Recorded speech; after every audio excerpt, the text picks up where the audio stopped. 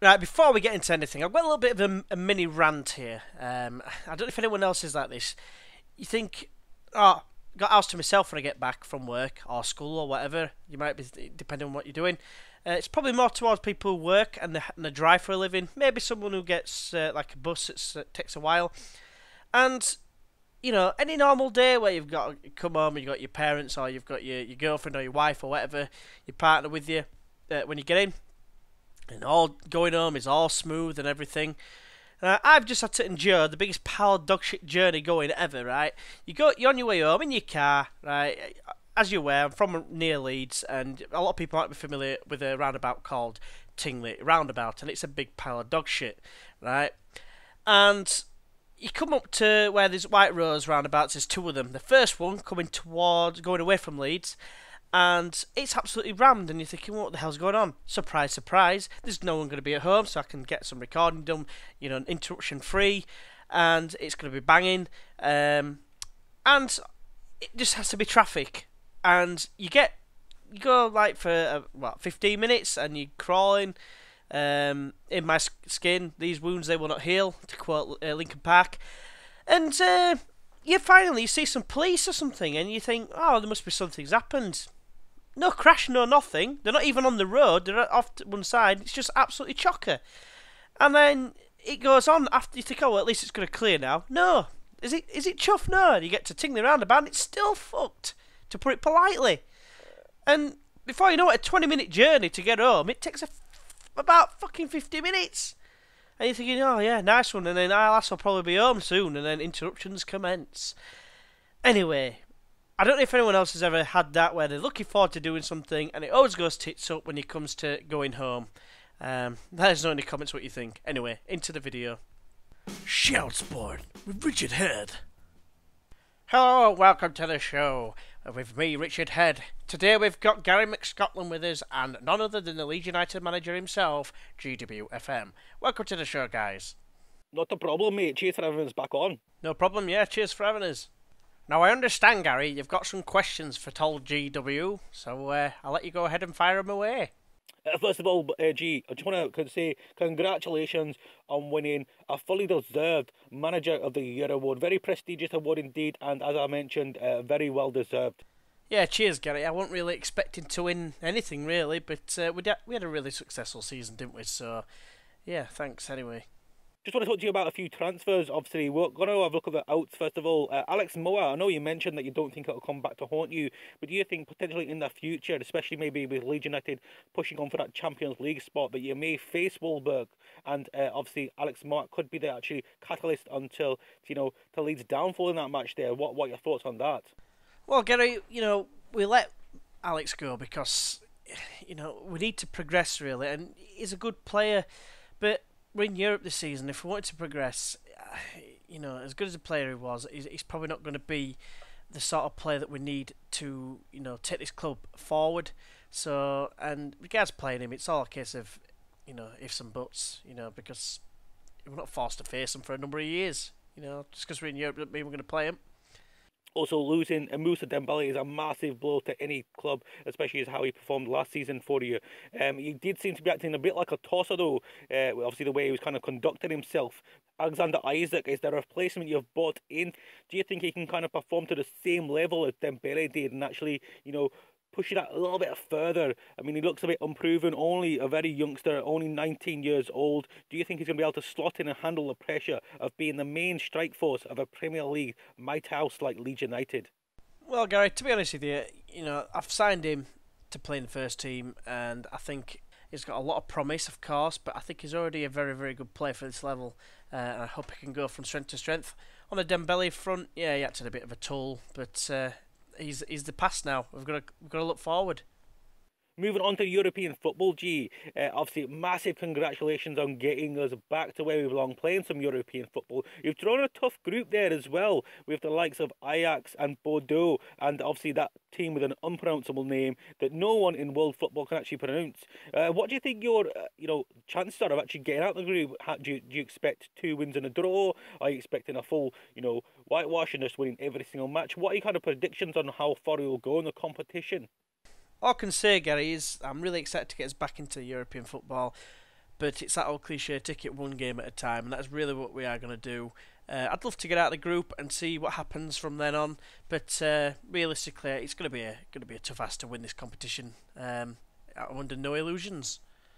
Alright, G, cheers for having me on, buddy, and good luck for the rest of this season. And as I said, mate, well done on that Manager of the Year award, fully deserved, Ben. Yeah, thanks again, Gary. It means a lot, and yeah, we'll hopefully speak to you later in the season, maybe.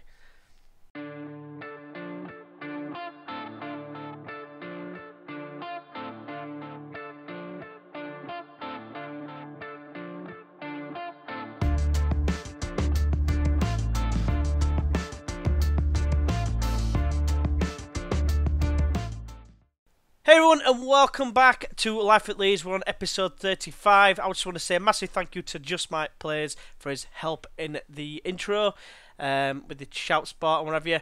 Today we've got a game against Bordeaux, Grenadines de Bordeaux. However, it's our first clash in Europe for quite some time, quite a number of years. I'm very excited to see how we fare. Before we do get into anything though, in fact, we'll do a Swansea game as well, because I think I remember saying I'd do the West Ham game and I completely forgot. But let's have a look and see what's been happening recently. So first of all, I did ask a few people about centre-backs. I had some really good options given to me. Grant Hanley was one that was mentioned. There was, who else were there? There's been a few. I asked a few members of the community as well, and like a few names like Diop, like he was one I highlighted, and then I had a look at Kevin Wimmer from Tottenham Hotspur, and I was going to get him because it said I could get him, but apparently when I put a bid in, they wanted about 60 million.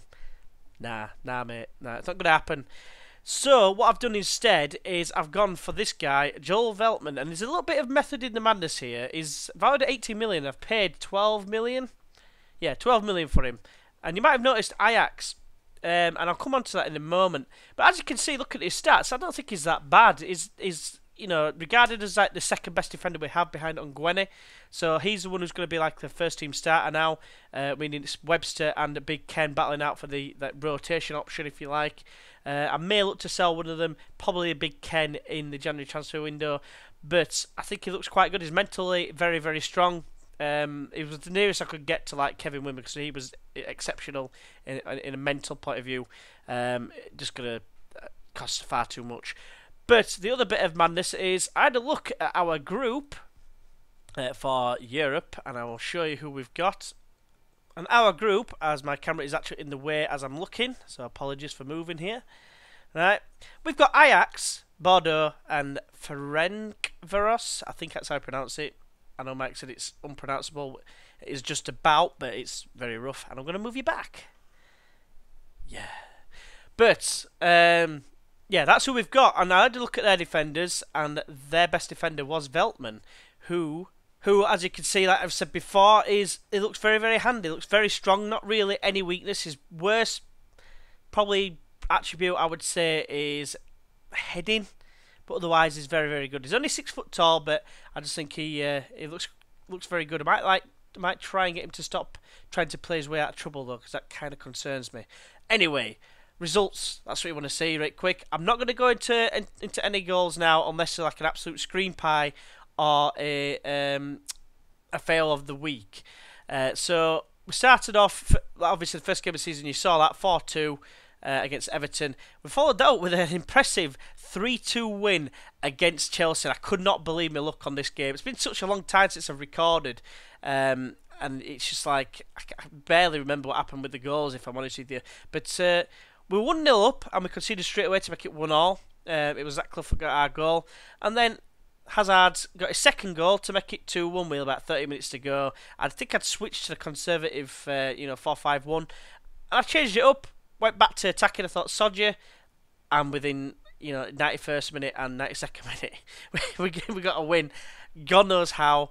I'm not complaining. They absolutely battered us in this game as well. We didn't batter us, but they did outplay us, and we come out of it somehow with a win. So I was very pleased with that. Then we had a game against Stoke, which they were a bit of a tricky side last season for us. But we managed to steal the win, 2-1. Isaac getting a goal alongside Larson, who started the season very well. And yeah, a very good performance from Isaac indeed. Just Aaron Zahavi getting a penalty. It was a pen. It was a bad challenge if memory serves correctly. And yeah, moving on, we went to Crystal Palace and we won 2-0 thanks to Prayer and Larson once again with 2 goals, both in the second half. Zach Clough had a bit of a mare, but he missed a penalty. That's probably one of the reasons. But yeah, all looking good, and 100% record thus far, and continuing that into the home game against West Ham, where we found ourselves 3-0 up at one point. We went 2-0 up early on, and then Harry Arter got 2 yellow cards like a dick. And then with 10 men, Larson scored again. Impressive start this season. But then it was one of them. They got 2 goals in 2 minutes, and my ass is like this. And I'm thinking, oh, for freaking hell's sake, it's going to happen again here, where we concede and drawing or losing. And in the end, I think I changed to the 4-5-1 tactic, obviously minus 1 man, which I got rid of the striker. I thought, we've got to hold on, and fortunately, that was the last highlight, the Tellez goal at 75 minutes, so a bit like that. So as a result, the table looks like this. We are joint top with Arsenal. We haven't scored as many goals as them, or either that, or we haven't conceded as many goals as them, should I say. Basically, what I'm trying to say is they're ahead of us in goal difference. West Brom and Newcastle, some unlikely teams up as high as that, because obviously Newcastle came up last season. It's their first season back in the Premier League since the start of the game, basically. But yeah, I'm very happy with the start. It's very positive. The fact that we're scoring goals, and we're still scoring goals, should have said, despite losing Dembele, who I'm still a bit narked about. So today's opponents are Bordeaux, of course, and a few players to look at. Well, first of all, let's have a look at the manager. It's a manager we've met before. It's Claude Puel. We destroyed him 5-0 when he was a Southampton manager. So, despite that, his attributes look really, really strong. But we'll have to wait and see. He's probably with arguably a better side than Southampton. I do like Southampton. They're a very good side. But Bordeaux, European team, I just think they're going to be a better team. They're going to be a tougher test. Their captain is Jules Koundé. Let's go with that. As a captain at 20 years old, quite young to be fair. Looks very good though for a centre back. The vice captain is Gregory Sertic, who again, it doesn't look that good. Determination 15, and then everything else is like less. Quite simply, he's not valued very high. He's a 2-star player. He might not be playing. He might not get a look in. He's 30-year-old and that. But the key player, you might have heard of this guy. It's Callum Chambers, formerly of Arsenal. And he's a very good player. Centre-back or right-back. It remains to be seen where he's going to be. I could have attempted to sign him, but I just thought, I don't know. It's quite a lot of money.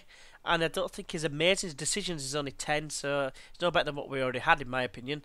But yeah, we'll have to see how we fare against them. So let's have a look at the team lineup. And this is how we're going to line up, and you might be thinking, gee, what the friggin' hell are you doing? You've got Faraoni on the right wing as an inside forward with finishing of 6. And you'd be right to be thinking that, but it's just been injury central. I mean, I'm just going to have to move over slightly because I can't see from my wire now. So I apologise in advance here. In fact, I'm going to just have to move you out of the way. So, we've had a hell of a lot of injuries, mainly on the wings. So we've got Delafeu, who just picked up an injury for 4 months. Get in. Dallas is still injured for 3 months.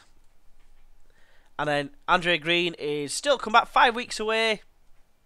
Buzzing. And then Ongwene, 6 or 7 weeks. So, definitely 2 of his key players. And, 2 regular starters, you could say. It means we've got a lot of weakness on the bench, and the only player I was going to consider was Kyle Watt, but like a dickhead, I completely forgot that he was in the reserve game, and ended up playing in as a result. He's on 80% fitness. Let's move us back over here now. I can actually talk about it. So, it's a bit turd, really. By the way, the only other transfer news is a couple of youngsters went out on loan, including Ash Kigbu, but otherwise, it's same old, same old. We've got Horn in goal. We've got Manquillo at right back, Angelino at left back, Webster alongside Veltman. Webster's been performing very, very well, to be honest with you, since coming in. We're going to go with Arter and Lerma. Arter might as well play because he can't play it next game in the Premier League, so he might as well get a run out. And Lerma's been, like I say, he's been decent. He's been solid. We've got Faraoni on the right. kind of forced on us. And Pereira on the left with Larson and Isaac up top, hoping to continue their impressive start. Today's game is brought to you live from Elland Road. It's Leeds United FC against Girondins de Bordeaux. Right, so we are apparently favourites, so that's what I'm going to say. Just before though, the other option I could have done was I could have had Pereira on the right and Angelino on the left, which does sound a lot better probably than Ferrano because he's a better player. All round is Angelino. But Downing also played in that reserve game, so he's at 83% fitness. I don't think I can risk it in Europe, so it's going to be a tough game in my opinion. Let's just see how we fare. Pereira's delighted at least. So, and he's playing kind of out of position as well. He can play there, but it's not like his preferred position. So hopefully, with this team, let's see how we can get on. Like I said, first game back in Europe. Really excited about this. You know, the prospect of playing against some, not the top teams, but some very good teams amongst the European elite, if you like. Some that maybe drop out of the Champions League, that maybe underperform. But now it's an early highlight, and Lerma does win the header. Isaac has it now, plays it to Ferrano, who just getting into some good advanced positions and crosses in, and Pereira's there already! What a link-up! Come on! Second goal of the season already. It's a fantastic start. Yeah, Isaac here just found Ferrano, did some sort of weird move to control it, don't entirely sure what he was doing there, but that's very similar to how Andre Green was performing in the pre-season friendlies, where it just get to like the byline, really like deep inside the penalty area, and it just chip it across, and back post Pereira would be there, or Dallas, or Delafeo, whoever was playing there. Right, another highlight. We've got Manquillo's been booked. Veltman of making his first start. He came off the bench in the last game against West Ham, just to settle it a little bit, because it did get a little bit nervous, as I mentioned before. Great tackle, by the way, by Conde. Izzo knocks it away. Arta smashes it, and, well, it's taken a deflection, at least one. And Van Aanholt's, it's gone down as a Van Aanholt, the former Sunderland left-back, I want to say, own goal. But let's have a look at this again. Angelino whips it in. Cleared away by Izzo, and it's smashed in. It's taken the... I mean, what the hell is that? I mean, two deflections like that far apart. I'm not complaining, it's 2-0 up, so I'm hoping to do well in this competition, I'll be honest with you. Because look at how we did in the friendlies. I know it's only friendlies, you can't really read too much into it. You know, this tactic is really strong against like average teams. You know, sometimes, I don't know, against the lesser teams, it usually paggers them, but like Watford last season, we only just beat them 3-2, but Isaac not sit down for Larson here. The two Swedes combining. Arta chips across. I'm going to say what a ball, but Chambers was there. Arta once more. Angelino, first time ball. Pereira. This is great passing. Lerma hit it, so no. Isaac does. Instead, he's hit the post. Cleared away, and Unis looks decent, by the way. Unis knocks it down the line, and Ji Dong Wong, great name, is tackled. Another highlight. I want to have a sip of my tea, but never mind. Van Aanholt heads away, sort of. It's out to Angelino. First time ball, whipped into us. Ferrano has hit the post from the tightest of angles. No Leeds fan seemed to give a crap there because I couldn't hear no noise whatsoever from a standpoint. Right, so another chance. It's clear. I say another chance, another highlight. I thought it was going to be for them, but now it's Leeds on the counter. Larson knocks it wide to Pereira. Looks for an overlapping run, but it's a poor pass, and Dabo intercepts. Gertruda, it's a great name as well. Dabo once again. Dabber. I'm not even going to do it. I was thinking of doing it, but I think there's one dab enough, and that was Ferraune's in the fail of the week on the other video. Ferraune. Oh, is it the... That 3 times I've hit the post now. Ferraune's got finishing a 6. It's no more than I expect. Right, Angelino with a throw. Finds Arte. Can he whip it in? No. Larson to Pereira. Back to Angelino. Isaac has a shot, saved well by Nyland. And now can Bordeaux break? Dabber loose out to Veltman. And down the line to Angelino it goes. Never mind. Unis with a corner, whips it in. Unmarked Dabo. And it's 2-1, and all of a sudden, it's not looking as easy. Unis whips it in the corner. It's just unmarked. It's just stood. What you? Okay. Fair enough. So I think the obvious thing is complacency. So we've got to guard against it, and that's what I'm going to say. seem to have gained focus. So let's get out in the second half and let's show them how it's done. Come on. Bordeaux get us back underway here at Elland Road. It's probably just a false highlight as per. There it is. So the ball is cleared away by Varda and Dabber. Coming forward, it finds Ji Dong-won, don't let him score, he's just got past the defender, it's far too easy. It's 2-2, what the hell is going on? Ji Dong-won. 2-0 up we were. Dabber, knocked it in field. I mean, what is this defending? Yeah, cheers Veltman, you've been great, thanks. I don't... Ball's that way, Horn. It's over there, mate. Chuffing, I was going for doing breaststroke. Cock end. So I'm just going to make a couple of changes. Anthony Green's coming on for Jefferson Lerma. He's been booked, so I've just moved Arthur across. And Zach Clough's coming on for Larson, who's been incredibly poor. So yeah, hopefully Zach Clough can be the difference. Let's see what happens. Alright, Pereira with the corner. It's whipped in, but cleared away. Manquillo picks up the loose ball. Chips it forward towards Faraoni. Oh, he's got the better of Van Aanholt! He scored! Go on, that Faraoni lad! Goal and assist for the big man, who didn't score at all last season. Big man, he's probably about the same height as me. I think he might be a bit taller. But yeah, Manquillo here, chips it across. And yeah, brings it down with his face. And he just knocks it into the back post. I mean, keeper's had a mare there, really. He should be diving as he gets to him, and then he morphs through him as well. Awesome. But it's no more than what we deserve, that. I mean, look at the stats. They've had 3 shots on target, and we've had 9, and it's only 3-2.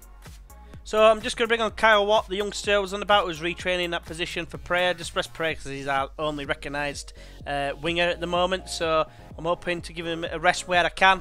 But it's obviously going to be very hard with 4 wingers at the club and 3 of them injured. And that should be it. It's a comprehensive win in the end in terms of the chances, but they give us a bit of a scare, didn't they, really? But I'm not going to complain at all. We've won the game. You've got to say well done. You can't just leave it, otherwise you just switch off and whatever.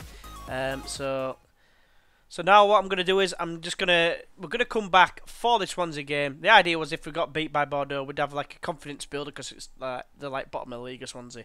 So join us in a moment. Right, we are back, and this is the team that's going to feature against Swansea City at the Liberty Stadium. We have got Horn in goal, no surprise there, with Faraoni moving back to right back, Angelino at left back, with Webster and Veltman continuing in the middle of defence. We've got Brickut and Green taking over in midfield, with Prayer moving over to the right hand side, with Kyle Watt that is, on the left, with Clough and Knox Knox in particular getting a rare start here. Let's see what they can do against the bottom of the league. Today's game is brought to you live from the Liberty Stadium. It's Swansea City versus Leeds United FC. Right, well, I'm going to try something different here, and I'm going to say, because they're bottom of the league and we're second, that I expect to win. You know, because we've been playing well, and everyone looks like keen, apart from Zach Clough, who I'm going to have to tell now that he's got no pressure. Just try and calm him. It hasn't worked, and I'm going to just tell him I've got faith assertively, just let him know, you know, in a bit of a stern sort of way that I believe in them. Let's see what we can do. It's a bit of a second string to some degree. It's like half and half. Let's see how we get on.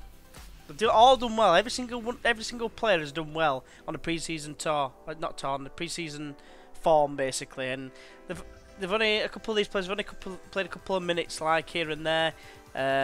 Maybe an odd start earlier on in the season, but it's going to be a tough test against Swansea. They've got some big players. Looks like Gary Cahill's here. Fabian Delph, to name someone else. Philippe Louise as well. Felipe Louise should have said. Play for Chelsea. Brickut. He's got an overlapping run. Finds Angelino. Angelino in across the position. Can he whip it in? He can. It's cleared away by Yara. Now Sigurdsson still there. Knocks it away. Don't forget they were in the Championship not so long since as well. Brickut finds Pereira. Brickut again. Scored another worldie, by the way, in pre-season. Oh, look at, speaking of worldies, look at that from what? What a goal that is. What a way to open an account for Leeds. Signing from Hibs, I believe it was, that I got him from. But yeah, that's why I thought, oh, he's ideal for the left-hand side. I mean, look at this. Clough lays it off here. One touch, no, just hits it first time. I'm going to say one touch to set himself. Keeper not to blame for that one. Just a great finish. Well done, mate.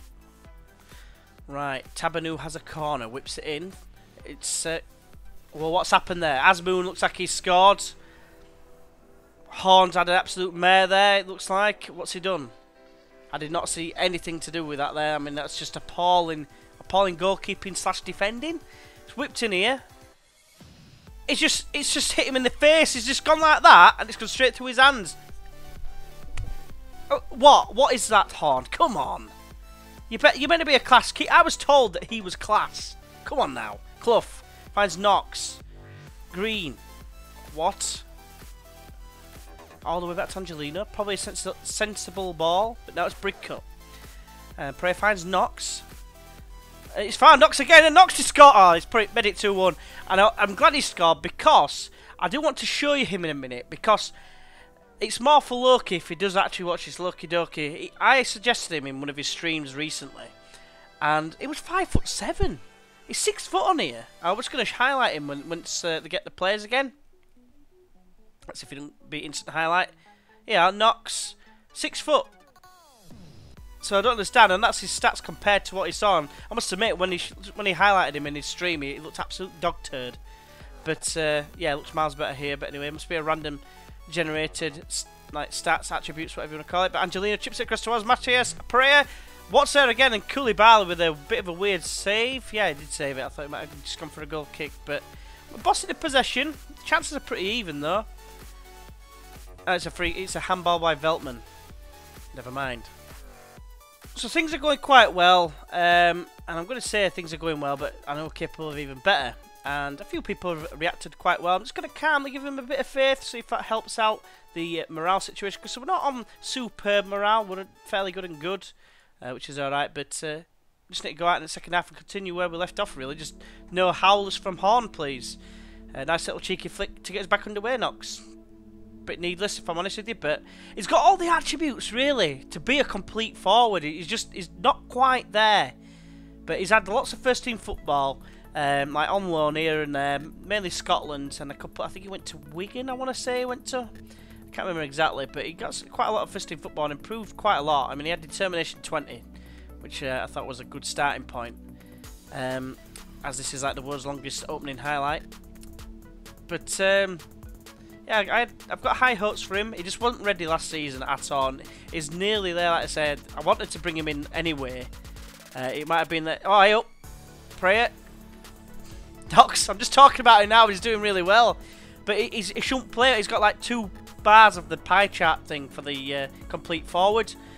But like I say, he just looks like he could do a job as like a 4th choice striker. And like I said, I was going to try and get Isaac anyway. If Dembele stayed or went anyway, I just meant I'd have sold Larson or Clough, and based on last season, I'd have probably got rid of Larson. But Larson's the one who started off the season best. I'm not going to complain, but it's a long throw from Antonio, which is like a corner. Way! Horn's caught one! Sorry for clapping, by the way. It probably caned your ears. But Angelino now finds Clough infield. And now it's Knox. He's got options left and right. Opts to go left to what? It's a great tackle in truth from Gary Cahill.